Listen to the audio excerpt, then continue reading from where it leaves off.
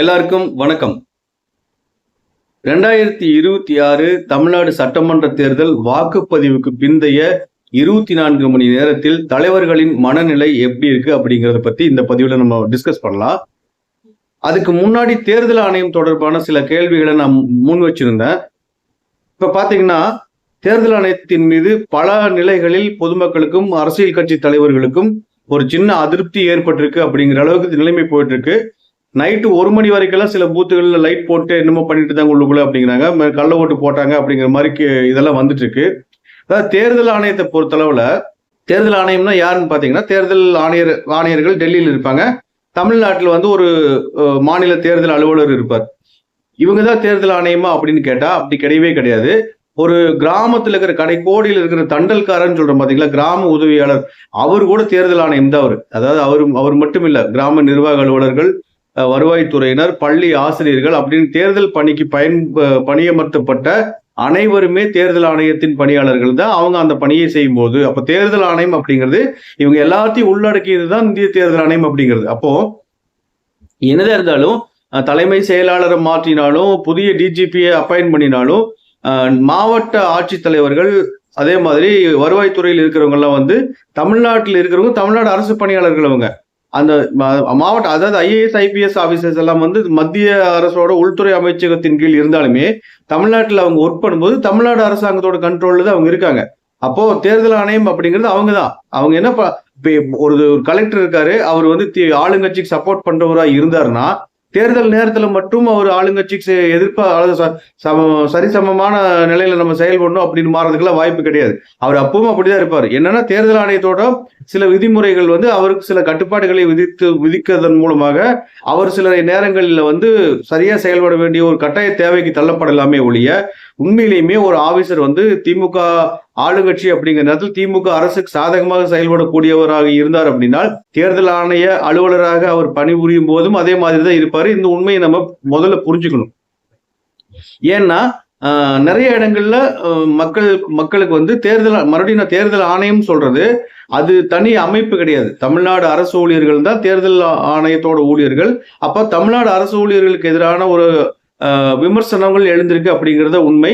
இந்த மாதிரி விமர்சனங்களை தடுக்கிறதுக்கு என்ன பண்ணலாம் அப்படிங்கிறது தேர்தல் ஆணையம் இனிமேல் சரியா யோசிச்சு ஒரு புதிய சட்டங்களை அல்லது புதிய விதிமுறைகளை அமல்படுத்த வேண்டிய தேவை எழுந்திருக்கு அப்படின்னு நம்ம சொல்லலாம். ஏற்கனவே தேர்தல்லையே இப்ப இன்றைக்கு தொலைக்காட்சி விவாதங்களில் பங்கேற்றவர்கள் கூட நேற்று வாக்குப்பதிவு நடந்து கொண்டிருந்தப்பவே நிறைய பேருக்கு பணம் கொடுத்தாங்க அப்படிங்கறதெல்லாம் பதிவு பண்ணியிருக்காங்க. ஸோ இதெல்லாமே ஃபியூச்சர்ல கன்சிடர் பண்ண வேண்டிய விஷயம். இது இல்லாம இப்ப வாக்குப்பதிவுக்கு பின்னாடி வாக்குப்பெட்டிகள் எல்லாமே ஒரு இடத்துல வைக்கப்பட்டிருக்கு. அங்க 3 அடுக்கு பாதுகாப்பு இருக்கு, சிசிடிவி கேமரா எல்லாமே இருக்கு அப்படின்னு சொல்லி சொன்னாலுமே இனிமேல் அந்த வாக்கு எண்ணிக்கை நடைபெறும் நாள் வரைக்குமே இந்த அலுவலர்கள் சரியாக செயல்படுகிறார்களா அப்படிங்கறத கண்காணிக்க வேண்டிய பொறுப்பு எல்லா அரசியல் கட்சியினருக்கும் இருக்கு, பொதுமக்களுக்கும் வாக்காளர்களுக்கும் இருக்குது அப்படிங்கறத நம்ம புரிஞ்சுக்கணும். பட் வாக்காளர்கள் அதை கவனிக்கிறதுக்கு நடைமுறையில் சாத்தியம் இல்லை அப்படிங்கும்போது அரசியல் கட்சி தலைவர்கள், வேட்பாளர்கள் அவங்க தனிப்பட்ட ரிஸ்க் எடுத்தாவதும் இதெல்லாம் கண்காணிக்கணும். அதே மாதிரி வாக்குச்சாவடியில் வாக்கு எண்ணிக்கை தொடங்கும் போது அந்த வாக்குப்பெட்டிகளுக்கு வைக்கப்பட்ட சீல், அந்த முத்திரையிட்டு சீல் வைக்கிறாங்க, அந்த சீல் எல்லாம் கரெக்டா இருக்குது இல்லையாங்கிறதையும் அவங்க செக் பண்ணி பார்க்கணும். இது மாதிரி பல நடவடிக்கைகள் மூலமா தான் முறைகேடுகளை தடுக்க முடியும் அப்படிங்கிற ஒரு விஷயத்துல இப்போ தெளிவுபடுத்தணுங்கிறதுக்காக சொல்லியிருக்கேன். 2வது, ஊடகங்கள் எடுத்துட்டீங்கன்னா வாக்குப்பதிவு நடந்து கொண்டிருந்த போதே காலையில் வாக்கு சதவிகிதம் தொடர்ந்து அதிகரிக்கும் போது நம்ம மூத்த பத்திரிகையாளர் மாலன் என்ன சொல்லிட்டாருன்னா, இந்த மாதிரி வாக்கு சதவிகிதம் அதிகரிப்பது ஆட்சி மாற்றத்திற்கு வழிகோலும் அப்படின்னு ஒரு தொலைக்காட்சியில் பேசும்போது சொல்லிட்டாரு. அவரோட இந்த கருத்து மாநிலம் முழுவதும் தீயாக பரவிடுது. ஆனால் இதைய தமிழ்நாடு ஊடகங்கள் பெரும்பாலான காட்சி ஊடகங்கள், அச்சு ஊடகங்கள் எல்லாமே திமுக அரசுக்கு சொம்படிச்சிட்டு இருக்கிற ஊடகங்கள் அப்படிங்கிறதுனால இந்த கருத்தை அவர்களால் உள்வாங்கிக் கொள்ளவே முடியவில்லை. இதையடுத்து என்னாச்சுன்னா, எப்பவுமே பாத்தீங்கன்னா தொலைக்காட்சியில் சாயந்தர நேரங்கள்ல, மாலை நேரங்கள், இரவு நேரங்களில் நடக்கக்கூடிய விவாதங்கள்ல கூட திமுகன்னு சொல்லி ஒருத்தர் உட்கார்ந்துருப்பாரு, அரசியல் விமர்சகர்னு சொல்லி ஒருத்தர் உட்கார்ந்துருப்பாரு, அவரும் திமுகவுக்கு சொம்படிக்கிறவர் இருப்பார். அது மாதிரி ஊடகவியலாளர்கள் தமிழ்நாட்டில் நிறைய பேர் இருக்காங்களே. ஸோ அவங்க எல்லாமே வந்து திருப்பியும் என்ன பண்றாங்கன்னா, நீங்க இன்னைக்கு பேசும்போது அவங்க இனி என்ன பேசினாலுமே வாக்குப்பதிவுக்கு பின்னாடி எதை பேசினாலும் எதுவும் மாற போறதில்லை. அதுக்கு முன்னாடி பேசியிருந்தாலாவது மக்கள் மனசுல போய் ஏதாவது ஒரு மாற்றத்தை ஏற்படுத்தும் அப்படிங்கிற ஒரு எதிர்பார்ப்பு இருந்திருக்கலாம். இனி வந்து அவங்க எது பேசியுமே எதுவும் நடக்க போறதில்லை. ஆனால் இன்றைக்கு காலையிலிருந்து பார்த்தா எல்லா ஊடகங்களிலுமே ஏதோ ஒரு வகையில் ஏதோ ஒரு கணக்கெட்டு வந்து 2011 தேர்தல் 2016 தேர்தல்னு பல கணக்குகளை எடுத்து கொண்டு வந்து ஆராய்ச்சி பண்ணி இந்த காரணங்களை எல்லாம் வச்சு பார்த்தா திமுக தான் அடுத்ததும் ஆட்சி அமைக்கும் அப்படின்னு சொல்லி பேசிட்டு இருக்காங்க. அதனால ஊடகங்கள் இங்க என்ன புரிஞ்சுக்கணும்னா, இனி என்னதான் பேசினாலும் அவங்க எந்த மாதிரி கருத்துக்களை மக்கள் மனதில் விதைத்தாலுமே எதுவுமே நடக்க போறது கிடையாது. வாக்குப்பதிவு முடிஞ்சிருச்சு. வாக்கு என்னைக்குதான் ரிசல்ட் என்னங்கிறது தெரியும். அது வரைக்கும் என்ன வேணாலும் பேசிக்கலாம். எல்லாருக்கும் பேசுறதுக்கு ரைட்ஸ், பேச்சுரிமை இருக்குது.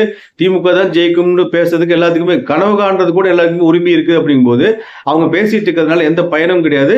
அவங்க ஆறுதல் அடைஞ்சுக்கிறதுக்காக அப்படி பேசிட்டு இருக்காங்க அப்படின்னு வேணா நம்ம எடுத்துக்கலாம். அதைய இதை தாண்டி அரசியல் தலைவர்களோட நிலை என்ன இருக்குன்னு பாத்தீங்கன்னா, என்டிஏ கூட்டணியை பொறுத்தவரையில் அதிமுக பொதுச் செயலாளர் எடப்பாடி பழனிசாமி ஆகட்டும், பாஜக மாநில தலைவர் நயினார் நாகேந்திரன், பேராசிரியர் ராமசீனிவாசன், முன்னாள் மாநில தலைவர் அண்ணாமலை, பாமக தலைவர் அன்புமணி, அமமுகவின் தினகரன், இவங்க எல்லாருமே எப்படி தெரியுமா நினைச்சிட்டு இருக்காங்க, நம்ம போன இடத்துல எல்லாம் மக்கள் கிட்ட நல்லா வரவேற்பு இருந்தது. திமுகவுக்கு எதிராக மிகப்பெரிய வலுவான ஆன்டி இன்கம்பன்சி இருக்கு, நாமும் நல்ல பிரச்சாரம் பண்ணியிருக்கோம், சோ வெற்றி நமக்கு அப்படிங்கிற ஒரு திருப்தியில அவங்க இருந்துட்டு இருக்காங்க. விஜய் என்ன நினைச்சிட்டு இருக்காருன்னா, அவர் மே 4க்கு பின்னாடி தமிழ்நாட்டோட சீஃப் மினிஸ்டரா பதவியேற்க போகிறோம் அப்படிங்கிற நம்பிக்கையில் அவர் இருக்காரு. ஏன்னா அவரை சுத்தி இருக்கிறவங்க, அவரோட ஃபேன்ஸ் எல்லாம் அந்த மாதிரி ஒரு நம்பிக்கையை ஏற்படுத்தியிருக்காங்க. ஆனால் திமுக தலைவர்களோட நிலைமை தான் பரிதாபகரமாக இருக்கிறது. என்னன்னா, இந்த விஜய் ஃபேக்டர் உண்மையிலுமே திமுகவுக்கு எந்த மாதிரி பாதிப்பை ஏற்படுத்தும் அப்படிங்கிறத யாரும் இதுவரை சரியாக கணிக்க முடியவில்லை. ஒட்டுமொத்த தேர்தல் முடிவுகளிலேயே இந்த விஜயோட ஃபேக்டர் ஏதாவது ஒரு பெரிய அளவுல பாதிப்பை ஏற்படுத்துமா இல்லையா அப்படிங்கிறது யாராலுமே சரியாக கணிக்க முடியாத நிலையில திமுக தலைவர்களுக்கு பெரிய கலக்கத்தை ஏற்படுத்தி இருக்கு. ஏன்னா 2021 தேர்தலிலேயே மிக குறைந்த வாக்கு வித்தியாசத்தில் தான் அவங்க வெற்றி பெற்று ஆட்சி அமைச்சிருக்காங்க. அப்படிங்கும் போது சின்ன சின்ன மாற்றங்களே வந்து அவங்களோட தோல்வியை உறுதி செய்து விடும் அப்படிங்கிற ஒரு அச்சத்துல அவங்க இருக்காங்க அப்படிங்கிறத காட்டுது. முதலமைச்சர் கொடைக்கானலுக்கு போற ரெஸ்ட் எடுக்கிறதுக்கு துணை முதலமைச்சர் துபாய் போயிட்டார் ஃபேமிலியோட. ஸோ அவங்க எல்லாருமே வந்து அவங்களுக்கு ஒரு கலக்கம் என்னன்னா, விஜய் ஃபேக்டர் எந்த மாதிரியான ஒரு மாற்றத்தை இந்த முறை தமிழகத்தில் ஏற்படுத்த போகுதுங்கிறது இதுவரைக்கும் யாருனாலே சரியாக புரிந்து கொள்ள முடியாத நிலைதான் இருக்கு. இதுக்கு இடையில பார்த்தா மதிமுக எம்எல்ஏ ஒருத்தர் வந்து பாரதிய ஜனதா கட்சியில் சேர்ந்திருக்காரு. கெஜ்ரிவாலோட ஆம் ஆத்மி கட்சியிலிருந்து டெல்லியில் பாத்தீங்கன்னா ஒரு மூணு எம்பிக்கள் பாஜகவில் இணைஞ்சிருக்காங்க. பாஜக தொடர்ந்து வலுவடைந்து வருகிறது அப்படிங்கிறதுக்கான பல விஷயங்களை நம்ம பாக்குறோம். இதுல வந்து தமிழ்நாடு ஊடகவியலாளர்கள் சொல்லிட்டு இருக்கிறவங்களை எடுத்துட்டோம்னா, நிறைய பேர் 2021 வந்து திமுகவுக்கு ஆதரவாக பேசிட்டு இருந்த நிறைய பேர் வந்து அவங்க விவரம் தெரியாம பேசியிருக்காங்க அப்படிங்கிறது நல்லா புரியுது. ஏன்னா அவங்க கொஞ்சம் கொஞ்சமா மாறிட்டே வந்து இப்ப கடைசி நேரத்துல திமுகவுக்கு எதிராக அவங்க அதாவது 2021 அவங்களுக்கு விவரம் புரியல, இப்ப வந்து நிறைய புரிஞ்சுக்கிட்டு திமுகவுக்கு எதிராக பேச ஆரம்பித்துள்ளனர் அப்படிங்கறத நம்ம புரிஞ்சுக்கிற நிலையில நிறைய ஊடகவியலாளர்கள் உண்மையிலுமே பாஜக வந்து ஒரு மூத்த பத்திரிகையாளர் என்ன சொல்றாரு, தமிழ்நாட்டுல லேம்ப் போஸ்ட் கேட்டாவே பாஜகவுக்கு எதிராக தான் பேசும் அப்படிங்கிறாரு. சோ ஒரு சில ஊடகவியலாளர்கள் என்ன பண்ணிருக்காங்கன்னா, அதாவது மூத்த பத்திரிகையாளர் அரசியல் விமர்சகர் யார் வேணா வச்சுக்கலாம், அவங்க வந்து உண்மையிலுமே பாஜகவை இப்படி திட்டிட்டு இருக்கிறது அது வந்து ஒரு ஒருத்தான விஷயமா, பாஜகவோட திட்டங்கள்ல ஏதாவது நன்மைகள் இருக்கா தீமைகள் இருக்கான்னு டீப்பா போய் அனலைசிஸ் பண்ணி பார்க்கும்போது பாஜகவோட திட்டங்கள், பாஜக அரசோட நடவடிக்கைகள் எல்லாமே உண்மையில பொதுமக்களுக்கும் மத சிறுபான்மையினருக்கு எதிரானது கட்சி பாஜகன்னு சொல்லிட்டு போது அப்படி கூட உண்மை கிடையாது. அவங்க சரியான நடவடிக்கை தான் மேற்கொள்றாங்க அப்படிங்கறது புரிஞ்சுட்டு அவங்களும் அதையெல்லாம் பேச தொடங்கி இருக்காங்க. இனிமேல் வந்து தமிழ்நாட்டில் பாஜகவுக்கு எதிரான ஒரு மனநிலை வந்து கொஞ்சம் கொஞ்சமா மாறி இன்னொரு 2-3 ஆண்டுகள்ல வந்து பாஜக மிகப்பெரிய ஒரு வலிமையான கட்சியாக மாறும் அப்படிங்கிற இந்த விஷயத்த சொல்லிட்டு இந்த பதிவை இப்ப முடிச்சுக்கலாம். நாளைக்கு வேறு சில தகவல்களோட வேறொரு பதிவில் சந்திப்போம். நன்றி, வணக்கம்.